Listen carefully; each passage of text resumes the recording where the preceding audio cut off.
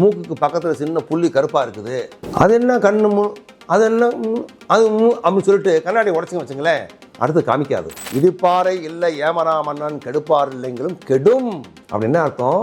குறை சொல்லாத, குறை சொல்ல முடியாத இயலாமை, வாயை மூடிட்டு இருந்தாலே போதுமா, ஒரு அரசன் அழிவதற்கு அவனே போதும், போர் தேவையில்லை, யாரும் கொல்ல தேவையில்லைன்னு சொல்றாரு. அப்ப என்ன அர்த்தம்?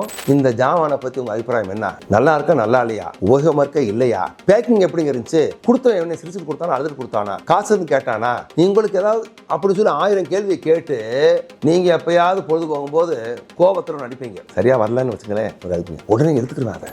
ஓஷோ என்னை ரொம்பவும் பாதிச்ச ஒரு டைட்டில், கண்ணாடி ஒரு குரு. என்ன கண்ணாடி குருவா, என்னையா சொல்ற அப்படின்னு உங்களுக்கு சிந்தனை வர்றதுக்கு வாய்ப்பு இருக்கு, வரணும். அதான் உண்மை. நீங்கள் யாருன்னு காமிக்கிறது யாருங்க? காலை எழுந்திரிச்ச உடனே உங்கள் கண்ணாடி. அந்த கண்ணாடி உங்கள் மூக்குக்கு பக்கத்தில் சின்ன புள்ளி கருப்பாக இருக்குது, அது என்ன கண்ணு, அதெல்லாம் அது அப்படின்னு சொல்லிட்டு கண்ணாடி உடச்சிங்க வச்சுங்களேன், அடுத்து காமிக்காது. நீங்கள் யாருன்னு காமிக்கிற, நீங்கள் எப்படி இருந்தால் அப்படியே காமிக்கிற, மாற்றம் இல்லாமல் காமிக்கிற சுத்தமான பிரதிபம்பம் தான் கண்ணாடிங்க. உண்மை.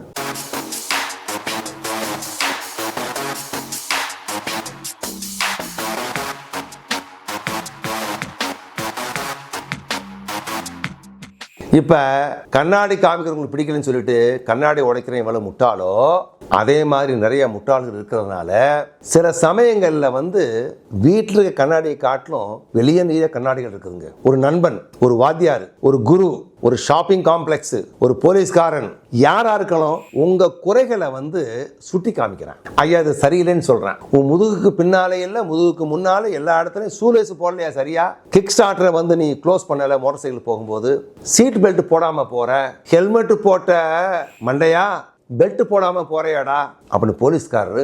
இது மாதிரி நிறைய குருமார்கள் வாழ்க்கையில வர்றாங்க. யாருக்கு வருவாங்க? யாருக்கு காது இருக்கின்றதோ, கேட்பதற்கு தயாராக இருக்கிறார்களோ அவர்களுக்கு மாத்திரமே குரு வருவாராம். இத திருவள்ளுவர் அழகா சொல்லிருப்பாரு, இடிப்பாறை இல்லை ஏமனா மன்னன் கெடுப்பார் இல்லைங்களும் கெடும் அப்படின்னு அர்த்தம். குறை சொல்லாத, குறை சொல்ல முடியாத இயலாமை, வாயை மூடிட்டு இருந்தாலே போதுமா, ஒரு அரசன் அழிவதற்கு அவனே போதும், போர் தேவையில்லை, யாரும் கொல்ல தேவையில்லைன்னு சொல்றாரு. அப்ப என்ன அர்த்தம்? குறைகள் நிறைகளாக்கக்கூடிய ஒரு ஜிபிஎஸ் நினைச்சா வாழ்க்கை அருமையா இருக்குன்றதுக்கு இன்னொரு உதாரணம் என்னன்னா, வெளிநாடுகளில் எங்க பாருங்க, அல்லது வெளிநாடு ஜாமான் வாங்கும் போதோ ஷாப்பிங் பண்ணும் போது ஃபீட்பேக் கேட்குறாங்க. அமேசானில் அடிக்கடி வரதுண்டு. வேலை வெட்டியை விட்டுட்டா செய்யறாவே, நீ வாங்கிட்ட காசு கொடுத்துட்டு போயான்னு சொல்லலாம்ல. இல்லை இந்த ஜாமானை பற்றி உங்கள் அபிப்பிராயம் என்ன, நல்லா இருக்கா நல்லா இல்லையா, உபயோகமாக இருக்க இல்லையா, பேக்கிங் எப்படிங்க இருந்துச்சு, கொடுத்தவன் என்ன சிரிச்சுட்டு கொடுத்தானா அழுதுட்டு கொடுத்தானா, காசுன்னு கேட்டானா, உங்களுக்கு ஏதாவது அப்படி சொல்லி 1000 கேள்வியை கேட்டு நீங்க எப்பயாவது பொழுது போகும்போது கோபத்தில் நடிப்பீங்க. சரியா வரலன்னு வச்சுங்களேன், உடனே எடுத்துக்கிறாங்க. இது ஒரு பானை சோத்தில் ஒரு சோறு பதம் பார்க்குற மாதிரி பொதுமக்களோட அபிப்பிராயத்தை எடுத்துக்கிட்டு ஒரு ஆள் சொன்னாலும் போதும், அப்படியே அதை மாற்றி அமைச்சு இது மாதிரி ஆயிரக்கணக்கான குறைகளை கேட்டு குறைகள் இல்லாத ஒரு ஸ்தாபனத்தை நடத்திக்கிட்டு இருக்கான்னா அவன் என்ன நினைச்சான், அந்த கண்ணாடி எல்லாம் குருடான்னா. ஆமா, யாரு குரு? குறைகளை நீப்பவன், ஒளிவை கொடுப்பவன், வழியை காண்பிப்பவன் குரு. அது மாதிரி வரும்போது நம்ம மைண்ட்ல எப்படி குறை சொல்றவனை டேய் அப்படின்னு சொல்லி ஒழிச்சு கட்ட பார்ப்போம், திட்ட பார்ப்போம், தூரமா வச்சிருவோம். ஒரு முதலாளி தவறு பண்றதை சொல்லி காய்ச்சா அவன் வேலையை அவுட்டு. ஏன்னா போட்டு கொடுக்குறவன் ஐயா உங்களுக்கு அறிவிங்கான அவனுக்கு இருக்கா அப்படின்னு சொல்லி அவர் குறைகளை கூட நிறைய காமிச்சு காக்கா பிடிச்சு குருவி பிடிச்சு வாழ்ற கூட்டங்கள் இருக்குது. அது என்ன சொல்ல வர்றீங்க, நீங்க குறை சொல்ற ஆளை குருவாவோ அல்லது குறைகளை நிவர்த்தி பண்றதுக்கு வழி சொல்ற ஆளை ஒரு தெய்வமாகவோ பார்க்க முடியும்னா வாழ்க்கை வித்தியாசமா இருக்கும். எடிட்டர் யாருங்க? குறைகள் எடுத்துறாரு, எடிட் பண்றாரு. அவரை போய் கத்திரியை கூட குத்துன்னு சொல்ல முடியுமா? ஏன்னா தேவையில்லாத எடுத்துறாரு அவரு. அதே மாதிரி தான் நான் டாக்டர் ஆபரேஷன் பண்றாரு, எங்கேயோ அங்க உள்ள தேவையில்லாத இருக்குது எடுத்து வெளியே போட்டுறாரு, டாக்டர் கொண்டுருவீங்களா? அதெல்லாம் வழி இல்லாம வாய முடிக்கிட்டு இருக்கீங்களே, உன் பேச்சு சரியில்லடா.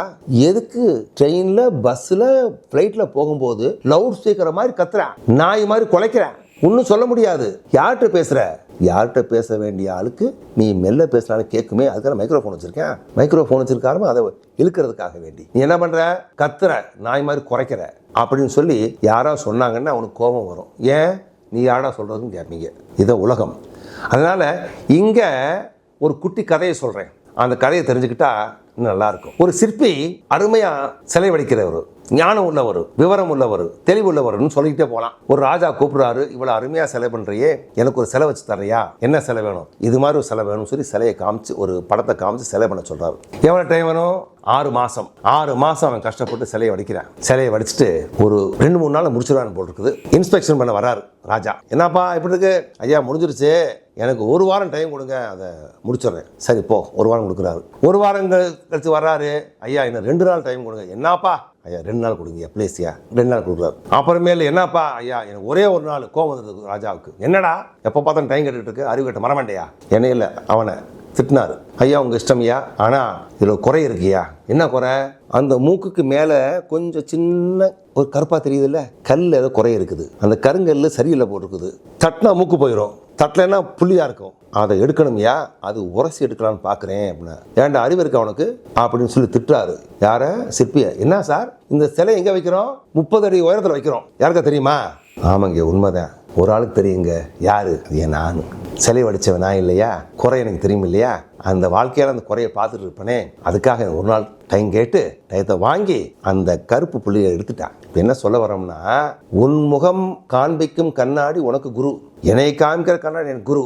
இது மாதிரி சமுதாயத்தில் வேலை வெட்டியை விட்டுட்டு, அவன் நேரத்தை விட்டுட்டு, அவன் பொழுதை விட்டுட்டு, உன் குறையை சுட்டி காமிக்கிறான்னு அவன் காலில் விழுந்து பாதை பூஜை பண்ணி தண்ணி தெளிச்சுக்கணும். அதான் உன் முறை. ஏன்னா யாரும் சொல்ல மாட்டாங்க, அவன் வேலை ஓடிக்கிட்டு இருக்கான். சில பேர் சொல்கிறாங்கன்னா, உனக்கு நெருங்கிய நண்பர்கள், வேண்டிய நண்பர்கள், உறவினர்களுக்கு மேலாதவன், அவனை கைதொழுது வணங்கி ஐயா அன்பே பண்பே என்ன சொல்லி பாராட்டுறது தான் வளர்ச்சிக்கு இடக்கூடிய முதல் வித்து. ரெடியா? வணக்கம். எல்லாமும் நீயே, எல்லோரும் நீயே. நல்ல விஷயங்களை பகிர்வது ஒரு தர்மம். பகிருங்கள். சப்ஸ்கிரிப்ஷன் பட்டனை அமுக்குங்கள்.